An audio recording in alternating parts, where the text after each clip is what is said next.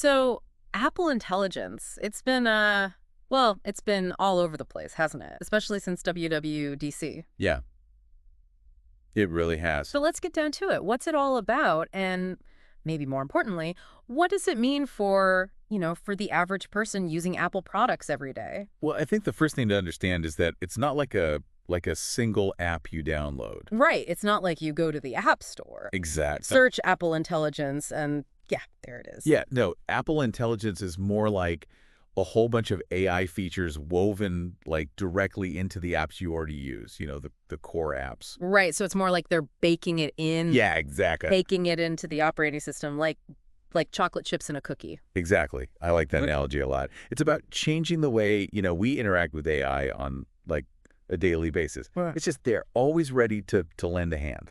And that's what really grabbed my attention, to be honest. It's the way it's impacting those everyday tasks, right? Those things you do all the time. Imagine just tapping a button to summarize, I don't know, like a huge research paper, or those typos just magically fixing themselves while you're writing. Oh, yeah. That would be game-changing. Totally. And it's not all serious business either. They showed off that Genmoji thing, right? Oh, yeah, the custom emoji generator. So fun. Yeah, it's a good example of how Apple's approaching this. It's not just about cold, functional tools. There's personality there, and it's fun. Totally. Okay, so let's talk Siri. Big changes there, right? Oh, huge. Right. This is where it gets really, really interesting, I think. We're moving past just giving Siri those basic commands, Right, like set a timer, what's Yeah. the weather, That this kind of thing. With Apple Intelligence, Siri is becoming a lot more, I'd say, context aware. Mm-hmm. It can understand what you're doing and work across apps seamlessly. Like in that demo they showed where you could edit a photo and then tell Siri to put it in a message you were writing. Right. And you never even had to leave the messaging app. Yeah, super impressive. It's a real shift, moving from those, like I said, those isolated commands to this much deeper understanding. It's a big jump for Siri, and honestly, for all of us who use these devices every day. Sounds pretty magical. But there's got to be a catch, right? Like, when can we actually try this out? And is it going to work on, every Apple device out there? You're hitting on the important stuff now. Yeah.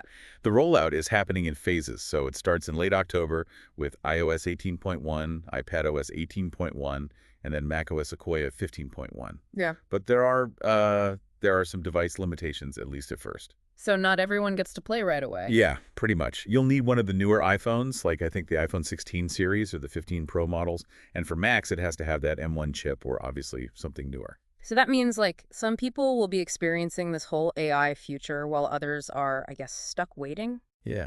It could be a kind of a tiered user experience, I guess you could call it. Right, like a sneak peek into the future, but only if you have, like, the right ticket. Precisely. And even then, at the start, it's only going to work in U.S. English. They plan to expand to more languages like, French, German, Korean, and some others in 2025. But yeah, that's a while to wait. Right, and I imagine it's not just language barriers. Don't you think there could be some, I don't know, regulatory issues in some places? Oh, for sure. Like the EU and China, they've got those really strict data privacy rules. And, AI is right in the middle of all that. Right. So, yeah, that could definitely delay things in some markets. Makes sense. Global launch. Got to play by everyone's rules. Speaking of rules, let's talk about ChatGPT and how that's being integrated. That's coming with iOS 18.2, right? Yeah, that's right. And that's actually a very interesting development, because Apple has always been so big on privacy. Right, their whole thing is privacy. No, exactly. But ChatGPT has raised some pretty valid questions about data use, hasn't it? For sure. So how is Apple gonna, I don't know, square that circle? They want the power of ChatGPT, but they also don't want to, throw their privacy principles out the window. Can they actually do both? Well, that's the big question, isn't it? Can they really pull it off? And it all comes down to this new private cloud compute thing they're talking about. Private cloud compute. Okay, that sounds kind of mysterious. What is that exactly? I guess you could think of it as a way to like protect your data when it's, when it has to go outside your device for those more complex AI processes. Okay, so even when Siri needs to use like ChatGPT's big brain to answer a complicated question, my data is still safe. Yeah, that's the idea. It's a pretty ambitious goal, to be honest. They're trying to make it so we don't even have to think about where the processing is happening, whether it's on our device or up in the cloud. We just see Siri getting smarter. Okay, so assuming they can make this work, What kind of cool ChatGPT stuff will Siri be able to do? Well, let's say you're, I don't know, you're planning a trip Okay. and you're feeling overwhelmed with all the choices, Mm. right? You could just say to Siri, hey, Siri, I need a relaxing weekend getaway. It has to have beautiful scenery. It can't be too far to drive. And I don't want to spend more than, say, $500.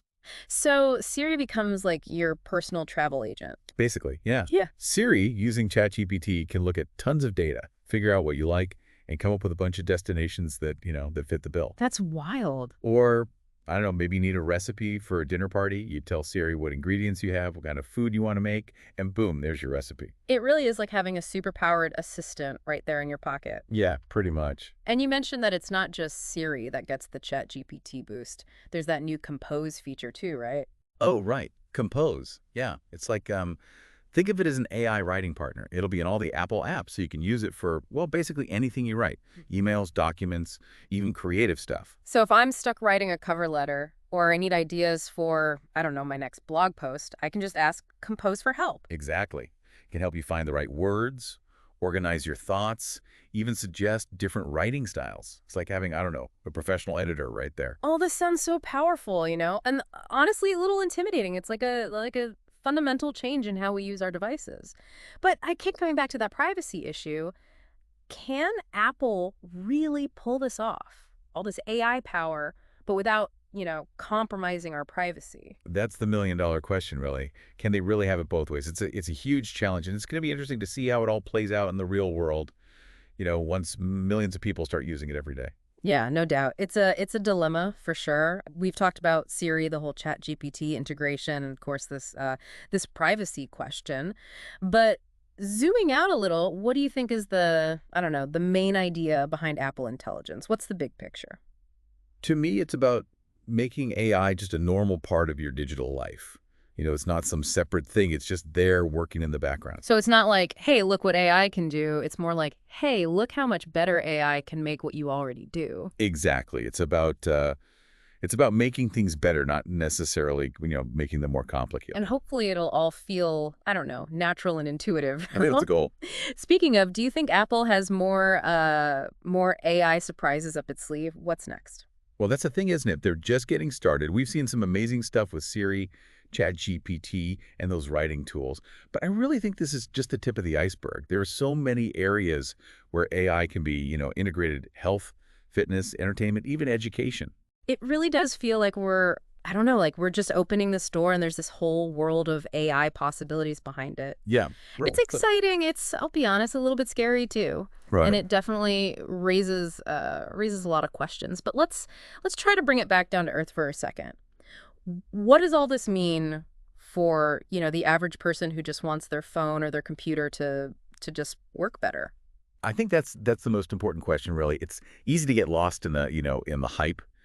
But the real measure of success is whether these advancements actually make our lives, easier, better, more enjoyable. Right. Because at the end of the day, it's not about the technology itself. It's about what it allows us to do. Yeah. And what it does to us too, both as individuals and as a society.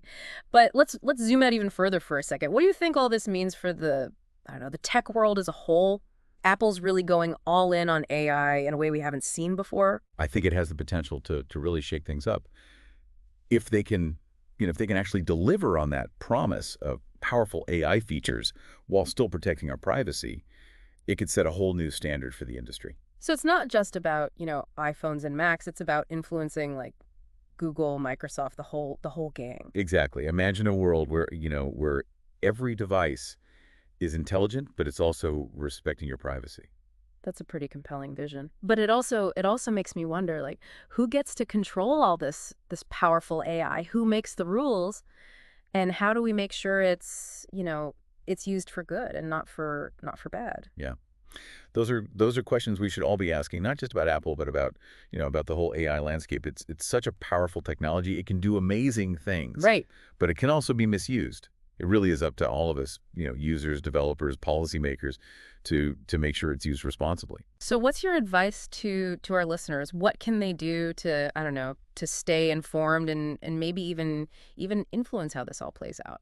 Be curious, ask questions, and don't be afraid to push back against anything that feels feels wrong or intrusive, pay attention to how companies are using your data. Yeah. Demand transparency. And most importantly, remember that, technology is a tool. It's up to us to decide how we use it. That's great advice, and I think it's a perfect place to wrap things up. We've just scratched the surface of Apple Intelligence today, and it's clear that this is just the beginning of a much bigger conversation about AI and its place in our lives. But I hope this deep dive has given you some food for thought as we move forward into this exciting and sometimes a little bit scary future. I think so. Well, thanks for joining us on this deep dive into Apple Intelligence. Until next time, stay curious